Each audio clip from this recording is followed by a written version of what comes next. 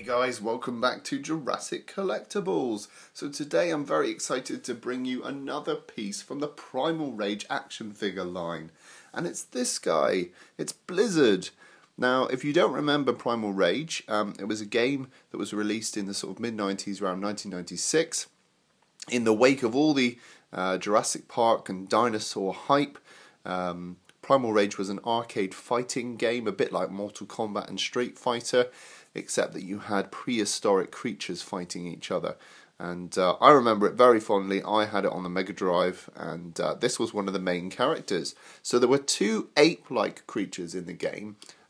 Blizzard, this one here, and also another one called Chaos, who was a darker coloration.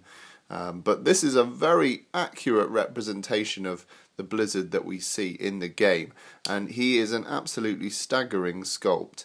He's a little bit old, so he's a little bit worn and dirty, but that doesn't take away the feeling of nostalgia that I get just by looking at this figure. And I only recently discovered that these things existed, so I'm glad that I found them.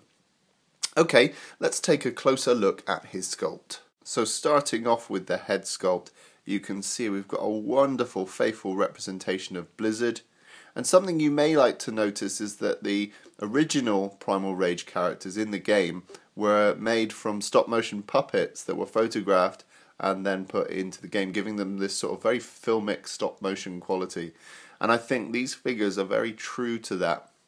Almost to the extent, I wonder if maybe they were cast off those original sculpts. I don't know. But I do get the feeling that this is a very faithful representation of that puppet. I really like the way they've done these sort of the red perimeter around the outside of the eyes. It makes this Blizzard look very angry indeed, and the way he's baring his teeth, and you've got all these sort of lines here, the nasal labial fold it's called, going up to the nose, and you get those real creases going in there. Really cool. And then as we go down the body, you can see we've got some really nice sculpted fur going down the body. Really, really nice. And then you've got the hands there, which are sculpted into a fist pose. Very sort of ape-like. And got some nice striations on the fingers. And this guy is really well built. Wow. Now if I put him on the side there, you can see his pecs. They're really pointy. You could take someone's eye out with those pecs. So yeah, he's really well built. And then as we go on to the back, you can see, oh, beautiful, all this lovely sculpt work, all the fur going down the back. We do have a cog here. Now this activates the gimmick, and we'll have a look at that in just a minute. I really like the variation in paint as well. The way they've used this grey with a dry brush of white really makes this fur sculpt stand out. Beautiful. And as we go down the legs to the feet, you can see they've peeled the heel a little bit on this foot, more so than on the other side, and that means that you get this sort of quite dynamic pose where the foot goes back, and that's how he will stand on your shelf. So that's cool because it feels like he's sort of raring to go into battle. And then you can see this nice sculpted feet, very ape-like. Very nice indeed, and some nice little flecks of blue in there. I don't know if that's because the paint's worn off, but I think it's quite nice, gives it a sort of nice variation in colour. And of course, who could ignore that lovely tuft of hair? Trolls were very popular in the 90s, and they were like these little rubber figurines with hair that was like this. And I don't know if they kind of were inspired by that, but that's what this reminds me of. Reminds me of the old troll figures that were really popular. So in terms of articulation, the arms can go a full 360. They are looser because these are attached to the gimmick. You can hear them ratcheting round. Also they rotate at the elbow, 360, so you can go right round. Break his arm if you want to. Same with this side.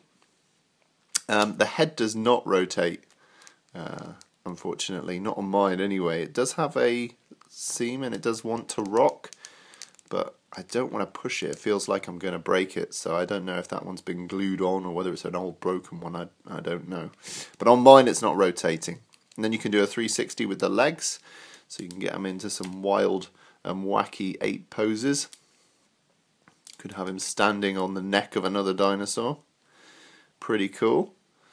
And then the gimmick on the back is this cog here. So this is a spring mechanism. So as I wind this cog down, it wants to spring back up again.